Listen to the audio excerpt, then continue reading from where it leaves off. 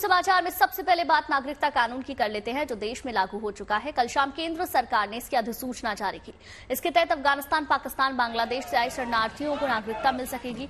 31 दिसंबर 2014 से पहले जो भी नागरिक तीनों पड़ोसी देशों से आए होंगे उसे भारत की नागरिकता मिल सकती है। इसे ऐसे समझिए कि सीए के तहत अफगानिस्तान, बांग्लादेश और पाकिस्तान से आए हिंदू, सिख, जैन, बौद्ध, ईसाई और पारसी धर्म के शरणार्थी ही सीए कानून के तहत नागरिकता पा सकेंगे। केंद्र सरकार की अधिसूचना जारी करने के बाद से देश भर में इसका स्वागत किया जा रहा है। पश्चिम बंगाल से लेकर दिल्ली तक कई जगह जश्न मना। तमाम शहरों में लोगों ने आतिशबाजी की, कहीं होली भी मनाई गई है। कुछ जगहों पर लोगों ने एक दूसरे का मुंह भी मीठा कराया और सीए लागू होने पर बधाई दी। आप देख सकते हैं सिलीगुड़ी, दिल्ली का भाटी माइंस इलाका, मंजनू का टीला, इसके अलावा जोधपुर, जैसलमेर में पाकिस्तान और दूसरे देशों से आए रिफ्यूजियों ने इस फैसले का स्वागत किया है।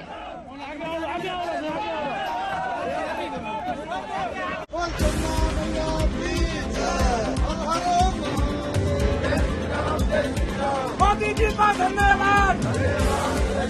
मोदी जी को जय श्री राम। जय श्री राम, जय श्री राम।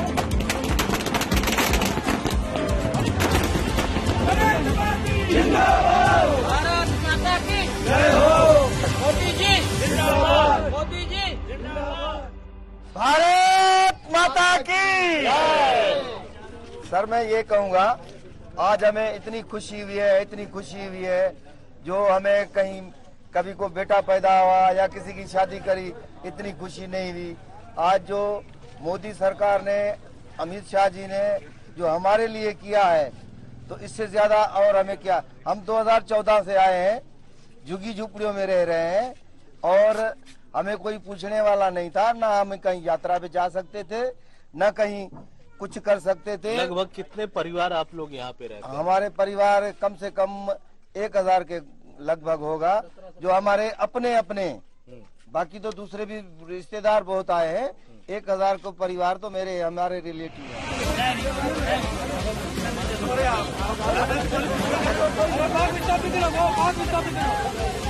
मीडिया और पीएम मोदी साहब का, जिन्होंने आज सीए लागू करके हमारे मन की जो भावना थी उन्होंने सुनी, क्योंकि हम पाकिस्तान से आए हुए आज 14-15 साल, किसी को 20 साल, किसी को 25 साल हो गए हैं, लेकिन फिर भी उसे कि वहाँ से आए थे तो बहुत ज़्यादा दुखी थे, क्योंकि पाकिस्तान को आप मीडिया के माध्यम से सब देख ही रहे हैं। 25% थे जो अब 2% है, तो आप देख रहे हैं कि बहुत मुश्किल था। वहाँ से आए, यहाँ आए तो यहाँ भी वही सिलसिला चल रहा था, लेकिन आज भी हम मोदी जी ने सीए लागू करके हमारी, जैसे दीपावली होती है, दीपावली से भी बढ़कर एक त्यौहार टाइप का एक खुशी हो गई, खुशी का माहौल है।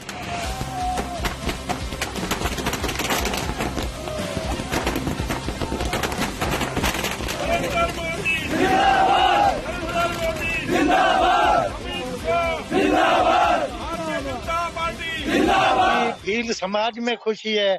वहाँ से पीड़ित होकर के जो आए हुए हैं उनके लिए आज दिवाली से भी ऊपर खुशी है। इतनी खुशी है जिसकी कोई हद ही नहीं है। ये तो प्रधानमंत्री जी ने जो कहा था वो आज करके दिखाया है। नरेंद्र मोदी जिंदाबाद। मोदी जी जिंदाबाद। मोदी जी जिंदाबाद। मोदी जी को जय श्री राम। जय श्री राम, जय श्री राम। मोदी जी को जय श्री राम। जय श्री राम, जय श्री राम। मोदी जी और अमित शाह ने जो ये सीएए, जो बांग्लादेश, पाकिस्तान, अफगानिस्तान से जो हिंदू आए हुए हैं, उनकी पीड़ा, दर्द की पीड़ा सुन के उनके साथ जो न्याय किया है, उनको कोटिन कोटिन धन्यवाद समस्त शरणार्थी परिवारों की तरफ से। इन्होंने क्या है, इन परिवारों की गले की फांसी की फंदा जो गले में है, उससे आज छुटकारा मिला है। इन परिवारों को नया जीवन मिला है, जैसे मृतक शरीर में प्राण आ जाते हैं। और ये अपना दुखड़ा बहुत दिनों से रो रहे थे, किसे कहें। और आप भाइयों का भी धन्यवाद, जो इन पीड़ित परिवारों की आवाज़ मोदी और अमित शाह सरकार तक पहुंचाते हो। आपको भी कोटि कोटि धन्यवाद, मीडिया भाइयों से भी है। और देखो, ये अपना सब कुछ पाकिस्तान में एक कपड़े से आए थे।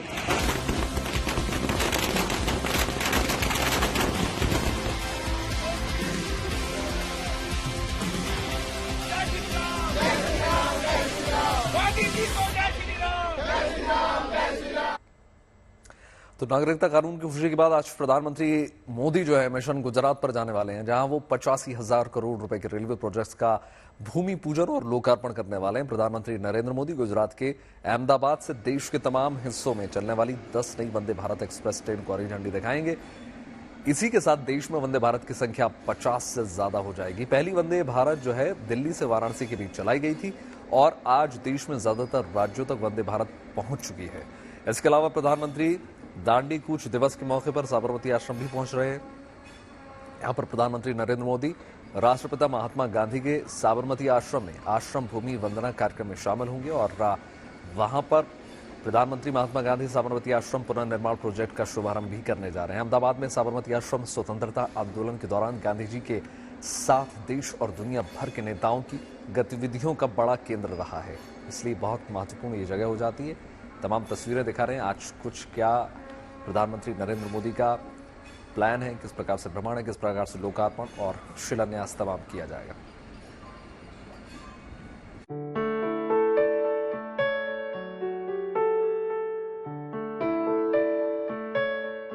संवरने जा रहा है साबरमती आश्रम, जिससे गहरा नाता है बापू का और आजादी के इतिहास का भी। 1200 करोड़ रुपए की लागत से होगा इसका कायाकल्प। पीएम मोदी आज साबरमती आश्रम स्मारक परियोजना का मास्टर प्लान जारी करेंगे। गांधी आश्रम का कायाकल्प हो रहा है और प्रधानमंत्री नरेंद्र मोदी के करकमलों से इस प्रोजेक्ट की शुरुआत होगी। 12 मार्च को प्रधानमंत्री जो है आश्रम भूमि वंदना नाम दिया गया है महात्मा गांधी साबरमती आश्रम पुनर्निर्माण प्रोजेक्ट, जिसका जो है शुभारंभ प्रधानमंत्री कराएंगे। 1200 करोड़ की लागत से जो गांधी आश्रम है, ये आश्रम की मूल जगह है जो वैसे की वैसी रहेगी, पर ठीक उसके सामने रोड की दूसरी तरफ जो जगह है जहां पे रिहायशी इलाका था, वहां पे जो है पूरा रीडेवलपमेंट किया जाएगा, पुनर्निर्माण होगा। इस परियोजना के तहत सरकार की कोशिश बापू से जुड़ी यादों को जीवंत करना है। इस परियोजना का लक्ष्य वर्तमान और भविष्य की पीढ़ियों के लिए महात्मा गांधी की शिक्षाओं और दर्शन को पुनर्जीवित करना है। साबरमती आश्रम के आसपास के बुनियादी ढांचे को पुनर्जीवित करना, यहाँ आने वाले लोगों को अत्याधुनिक सुविधाएं मुहैया कराना और राष्ट्रपिता को समर्पित एक विश्व स्तरीय स्मारक स्थापित करना है। इसके लिए सबसे पहले तो आश्रम के 5 एकड़ क्षेत्र को बढ़ाकर 55 एकड़ तक किया जाएगा।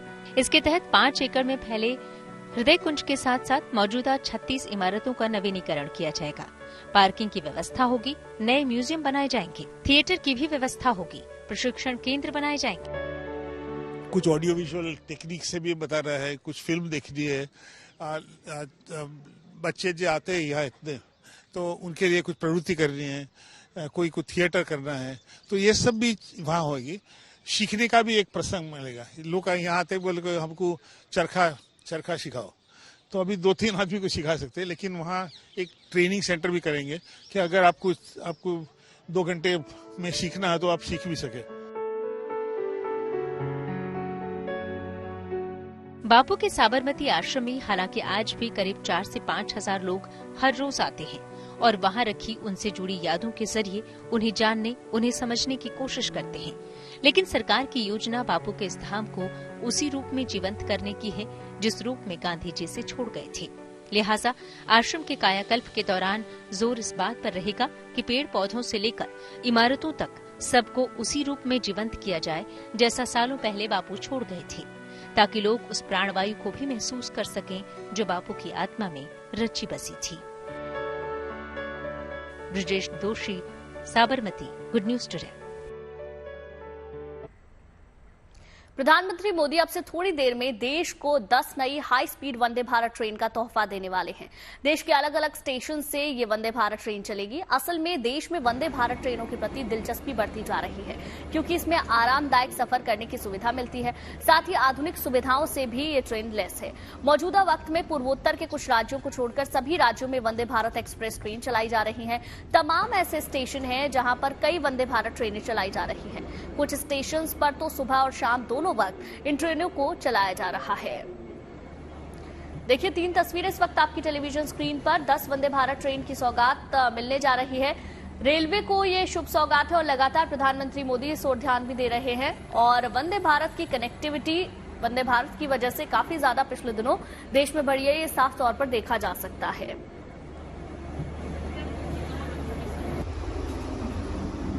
तो 10 नई वंदे भारत ट्रेनों को हरी झंडी प्रधानमंत्री मोदी दिखाने वाले हैं। साबरमती आश्रम के कार्यक्रम में पीएम मोदी शामिल होंगे। आश्रम भूमि वंदना कार्यक्रम में प्रधानमंत्री मोदी को पहुंचना है। करीब 1200 करोड़ की लागत से आश्रम का पुनर्विकास होगा, जिसकी शुरुआत आज पीएम करेंगे। विश्व स्तरीय सुविधाओं का विकास भी किया जाएगा।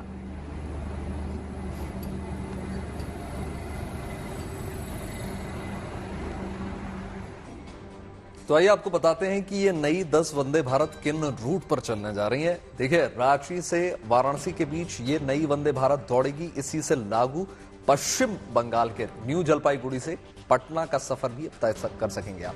वहीं दिल्ली से खजुराहो के बीच भी वंदे भारत ट्रेन दौड़ेगी। पटना से लखनऊ, चारबाग स्टेशन और तेलंगाना के सिकंदराबाद से आंध्र प्रदेश के विशाखापट्टनम के बीच ये ट्रेन चलेगी। इसी तरह देखिए, उड़ीसा के पुरी से विशाखापट्टनम के यात्रियों का सफर जो है अब और सुहाना हो जाएगा। लखनऊ से देहरादून जाना भी अब और आसान होगा।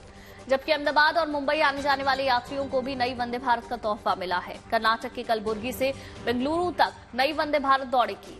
वहीं देखिए, कर्नाटक के मैसूरू से चेन्नई सेंट्रल तक भी वंदे भारत से हवा से बात करते हुए आपको नजर आएगी। यानी सफर बहुत छोटा और आसानदायक हो जाएगा। बात लोकसभा चुनाव की कर ली जाए, जिसकी तारीखों का इंतजार पूरे हिंदुस्तान को है। ऐसे में सियासी दलों ने भी अपनी तैयारियां तेज कर दी हैं। इस वक्त सभी पार्टियां जो हैं अपने अपने उम्मीदवार तय करने में लगातार जुटी हुई हैं। देश की दो बड़ी पार्टियां बीजेपी और कांग्रेस में उम्मीदवारों के नाम पर मंथन के लिए मैराथन बैठकों का दौर लगातार जारी है। बीजेपी ने 99 सीटों पर उम्मीदवारों के नाम पर मंथन किया, जबकि कांग्रेस में भी उम्मीदवारों की दूसरी लिस्ट को लेकर मंथन जारी हुआ, जिसमें 60 उम्मीदवारों के नाम पर बातचीत हुई। इस बीच ये भी खबर निकल कर आई कि कांग्रेस के दिग्गज नेता यानी कमलनाथ, अशोक गहलोत और हरीश रावत चुनाव नहीं लड़ेंगे। तीनों राज्यों के मुख्यमंत्री रहे हैं। इन तीनों की जगह उनके बेटे को टिकट दी जाएगी। वहीं सुप्रीम कोर्ट पर भी आज सबकी नजरें लगातार टिकी रहेंगी, क्योंकि सुप्रीम कोर्ट के सख्त आदेश के बाद एसबीआई को आज ही चुनावी बॉन्ड से संबंधित जानकारी देनी है। मतलब चुनाव आयोग को पूरा ब्यौरा देना होगा। साथ ही यही जानकारी 15 मार्च तक वेबसाइट पर अपलोड भी करनी होगी। वहीं प्रधानमंत्री मोदी की मौजूदगी में बीजेपी की बैठक हुई। ये बैठक सीईसी की दूसरी बैठक रही। बैठक में महाराष्ट्र, गुजरात, बिहार, मध्य प्रदेश, तेलंगाना, कर्नाटक, हिमाचल प्रदेश, चंडीगढ़ की 99 सीटों पर उम्मीदवारों के नामों पर चर्चा हुई। बताया जा रहा है कि आने वाले 1-2 दिनों में बीजेपी अपनी दूसरी लिस्ट भी जारी कर सकती है। बीजेपी ने अभी तक महाराष्ट्र, बिहार, कर्नाटक, आंध्र प्रदेश, पंजाब, ओडिशा, तमिलनाडु जैसे राज्यों में एक भी उम्मीदवार घोषित नहीं किया है। महाराष्ट्र और बिहार में सीटों के बंटवारे को लेकर सहयोगी दलों से खास बातचीत चल रही है। पंजाब में बीजेपी और अकाली दल के साथ आने की बात कही जा रही है। वहीं कांग्रेस ने भी उम्मीदवारों के नामों पर फैसला लिया है। पार्टी नेताओं ने 60 से ज्यादा सीटों के लिए उम्मीदवारों पर मंथन किया। पार्टी नेतृत्व चाहता है कि बड़े चेहरों को लोकसभा चुनाव में उतारा जाए, लेकिन उनमें से कई ने महासमर में किस्मत आजमाने से इनकार कर दिया। अभी कांग्रेस की ओर से महज 39 उम्मीदवारों के नामों की घोषणा की गई है। अब देखने वाली बात होगी कि जो महत्वपूर्ण सीटें हैं उन पर कौन सी पार्टी से कौन से चेहरे को उतारा जाता है।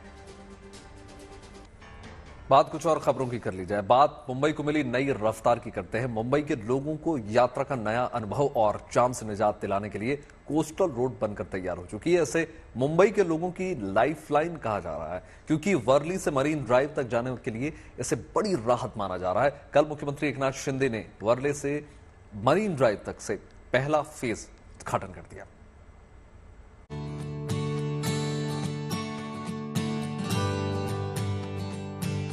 मुंबई वालों के लिए सबसे बड़ा तोहफा, अब मिलेगा जाम और ट्रैफिक से छुटकारा। वर्ली से मरीन ड्राइव की दूरी अब सिर्फ 8 मिनट। वर्ली से मरीन ड्राइव के बीच सफर करना अब बेहद आसान हो गया है। जिस दूरी को तय करने में घंटों लग जाते थे, वो फासला अब महज 8 मिनट का रह गया है। आप जो हाजी अली की दरगाह देख रहे हैं, वहां पहुंचना अब हुआ और आसान। ये कोस्टल रोड की बदौलत है जहां पर हम खड़े हैं। इसे और नाम से भी जाना जाता है, छत्रपति संभाजी महाराज मार्ग भी कहा जाता है। ये एक इंफ्रास्ट्रक्चर मार्वल या अर्बन इंफ्रास्ट्रक्चर के इतिहास में सबसे उम्दा और सुनहरा काम कहा जाता है। मुख्यमंत्री एकनाथ शिंदे ने सोमवार को मुंबई की इस नई लाइफलाइन का उद्घाटन किया। इस दौरान डिप्टी सीएम देवेंद्र फडणवीस और अजीत पवार भी मौजूद रहे। कोस्टल रोड का सपना तेजी से आकार ले रहा है। पहले चरण में बांद्रा वर्ली सी लिंक से मरीन ड्राइव तक के हिस्से को आज से आम लोगों के लिए खोल दिया गया है। यानी अब मुंबईकरों को घंटों जाम में नहीं फंसना होगा। वो कुछ मिनटों में ही अपने मुकाम तक पहुंच सकते हैं। वर्ली सीफेस से मरीन ड्राइव जो कि नरीमन पॉइंट तक दक्षिण मुंबई के साउथ बाउंड स्ट्रेच को कनेक्ट करता है। ये पूरे प्रोजेक्ट का तमाम कॉस्ट जो है तकरीबन 14,000 करोड़ के आसपास है। मुंबईकरों को राहत मिली, जिसे हम कहते हैं रिलीफ। रोज के 1.25 घंटे लगते थे, लेकिन अब लगेंगे सिर्फ 35 से 40 मिनट। मुंबई के लोगों के लिए ये किसी सौगात से कम नहीं है, क्योंकि इस कोस्टल रोड के खुल जाने के बाद उन्हें जाम से तो छुटकारा मिलेगा ही, साथ में उनके लिए यात्रा का नया अनुभव भी होगा। आपको बता दें कि मुंबई कोस्टल रोड की कुल लागत 14,000 करोड़ रुपए है, जिसका पहला चरण 10.58 किलोमीटर का है, जो मरीन ड्राइव से वर्ली तक है। इसमें सुरंग होगी, समुद्र को पाट कर बनी सड़क होगी और पुल भी है। साथ ही 3 इंटरचेंज है, एक वर्ली में, दूसरा हाजी अली में और तीसरा अमरसंस में। यहाँ बेस्ट बसों के लिए एक समर्पित लेन मौजूद है। अच्छी बात यह है कि इस पर सफर करने के लिए कोई टोल टैक्स नहीं लगेगा। इससे न सिर्फ लोगों का वक्त बचेगा, बल्कि ईंधन की भी कम खपत होगी। माना जा रहा है कि कोस्टल रोड बनने से यात्रा का समय 70% और ईंधन की खपत 34% तक कम हो जाएगी। इसका लगभग 84% काम पूरा हो चुका है। यानी वर्ली से मरीन ड्राइव जाने वालों के लिए ये रास्ता तोहफे से कम नहीं है। Dev Kotak, Mumbai, good news today. अब बात करते हैं मध्य प्रदेश के लाहौल स्पीति में, जहां हिमयुग अभी भी बरकरार है। वहां फिर ताजा बर्फबारी हुई है। हर तरफ बर्फ ही बर्फ देखने को मिल रही है। बर्फबारी के शौकीनों के लिए लाहौल स्पीति अट्रैक्शन का केंद्र बना हुआ है। वहां की तस्वीरें ऐसी है मानो कुदरत ने सर्दियों के बीतने के बाद सीजन के साथ ये पहाड़ों का श्वेत श्रृंगार किया हो, और बर्फबारी का दौर लगातार जारी है। ऐसे में पर्यटकों से भी गुलजार लाहौल स्पीति नजर आ रहा है। वहीं मनाली में बर्फ के बीच मैराथन का आयोजन किया गया, जहां बड़ी संख्या में खिलाड़ियों ने प्रतियोगिता में हिस्सा लिया। खास बात यह है कि सर्दी में भी इन धावकों का जोश हाई नजर आया। 4 कैटेगरी में हुई इस प्रतियोगिता में 200 से अधिक धावकों ने हिस्सा लिया। मनाली स्नो मैराथन में आर्मी के एथलीट्स का भी दबदबा रहा।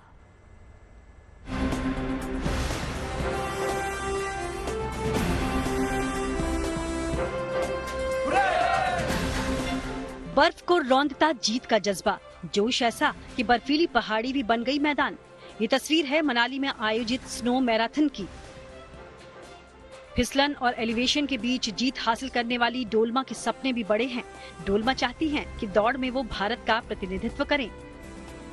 मतलब अच्छा एक्सपीरियंस रहा। लास्ट ईयर प्लेन में था थोड़ा सा, तो आज थोड़ा सा एलिवेशन था ज्यादा, और स्नो भी थोड़ा वो था, फ्लैशी था, तो इसलिए थोड़ा सा मुश्किल हुआ। फिर भी हो गया अच्छे से। कईयों के लिए ये सिर्फ एक मैराथन नहीं, बल्कि चुनौतियों के मैदान को पार करने का मौका भी था। कुछ ऐसी ही कहानी फुल मैराथन में चौथे स्थान पर आने वाले रिटायर कैप्टन सुरेश की है। करगिल युद्ध में 6 गोलियां लगने के बाद भी उन्होंने हिम्मत नहीं हारी और खुद को तैयार किया, और इस मुश्किल मैराथन में चौथा स्थान हासिल किया।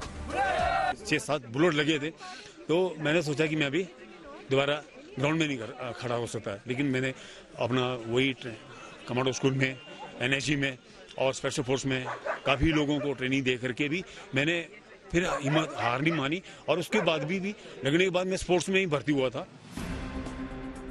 रीच इंडिया और हिमाचल पर्यटन विभाग ने दरअसल यहाँ स्नो मैराथन का आयोजन किया। 42 किलोमीटर के फुल मैराथन में सेना के शाबिर हुसैन ने बाजी मारी। वहीं दूसरी ओर महिला वर्ग में तेंजिन डोलमा ने जीत हासिल की। हाफ मैराथन में भारतीय सेना के सेवांग नांगदन और महिला वर्ग में हेमलता ने बाजी मारी। वहीं 10 किलोमीटर की रेस में जिगमेट स्टबडन विजेता बने। महिला वर्ग में साक्षी को पहला स्थान मिला। वहीं 5 किलोमीटर की स्पर्धा में अरमान ठाकुर ने बाजी मारी।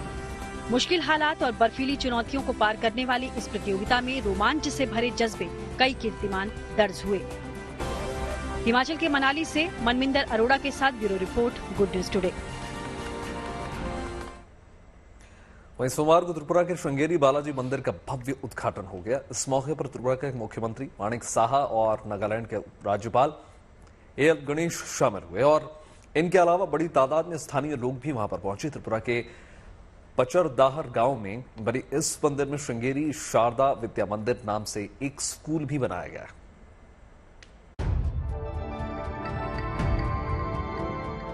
त्रिपुरा के लोगों के बरसों की आस पूरी हुई। लंबे इंतजार के बाद सोमवार को यहां के उनकोटी जिले के पचरदाहर में श्रृंगेरी बालाजी मंदिर का शुभारंभ हुआ। इस मंदिर का निर्माण श्रृंगेरी शारदा पीठ ने करवाया है। जगत गुरु आदि शंकराचार्य की परंपरा से प्रेरित इस मंदिर परिसर में श्रृंगेरी शारदा विद्या मंदिर नाम से एक स्कूल भी बनाया गया है।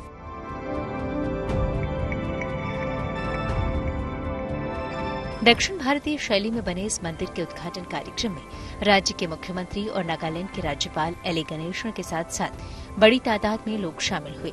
मुख्यमंत्री माणिक साहा ने इसे ऐतिहासिक दिन बताया और कहा कि ये मंदिर राज्य के धार्मिक पर्यटन में एक नया आकर्षण है। उन्होंने उम्मीद जताई कि ये मंदिर लोगों के बीच आध्यात्मिक विचारों और सनातन संस्कृति को फैलाने में महत्वपूर्ण भूमिका निभाएगा। Reshmi Devnath, Tripura, good news today. Rajasthan का लड़का और इटली से आई दुल्हन, दोनों में दोस्ती हुई, प्यार हुआ और फिर शादी, वो भी एकदम भारतीय स्टाइल में। हिंदू रीति रिवाजों के मुताबिक दोनों ने जैसलमेर में 7 फेरे लिए। शादी में शामिल होने के लिए खास तौर से दुल्हन के परिवार के 30 लोग भारत आए। अब इस शादी का एक वीडियो जमकर वायरल हो रहा है। ऐसा क्यों है, देखिए।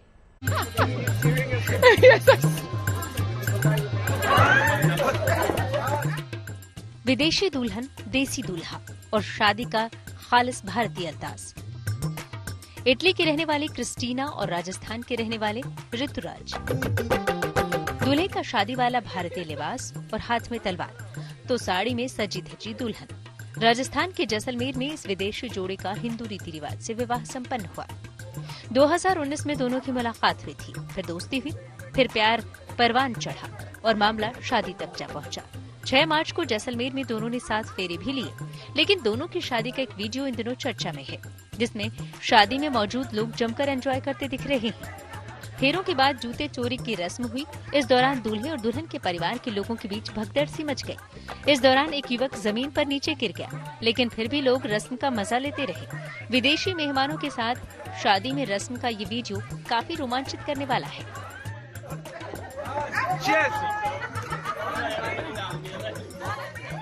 इनसे जो मेरी मुलाकात हुई थी क्रिस्टीना से, वो मेरी जयपुर में हुई थी आज से करीबन 5 साल पहले। तो पहले हम एक दूसरे को मतलब ऐसे ही एज अ फ्रेंड जानने लगे। मेरा बिजनेस था वहाँ पे जयपुर में। फिर उसके बाद में घूमने आई थी मैं? नहीं, ये इनकी इंटर्नशिप करने आई थी वहाँ पे 6 महीने के लिए। इनके लिए भी पहली बार ही था इंडिया में, और सारा नया कल्चर था क्योंकि ये यूरोप से है, तो वहाँ पे एकदम सब कुछ मतलब यहाँ से कल्चर एकदम डिफरेंट है। आपसे कैसे मिलना हुआ? मेरा जिस नेबरहुड में ये आई थी वो उसी में मेरा बिजनेस था, यही रिटेल का और होलसेल का, इस तरीके का। तो वहाँ पे एज ए कस्टमर ये मुझसे मिली थी। आपको बता दें कि क्रिस्टीना का परिवार शादी में शामिल होने के लिए इटली से जैसलमेर पहुंचा था। भारतीय परंपरा और हिंदू रीति रिवाजों के मुताबिक शादी पर क्रिस्टीना खुश है, तो उनके परिवार के लिए भी ये शादी यादगार बन गई। Sandeep Meena, Dausa, good news today. देखिए, मुसलमानों के पवित्र महीने रमजान की शुरुआत हो चुकी है और आज पहला रोजा है। बीती शाम लोगों ने रमजान के चांद का दीदार किया और एक दूसरे को गले लगाकर इस पाक महीने का मुबारकबाद दी। चांद देखे जाने के बाद लोगों ने रमजान के महीने में अता की जाने वाली नमाज भी पढ़ी।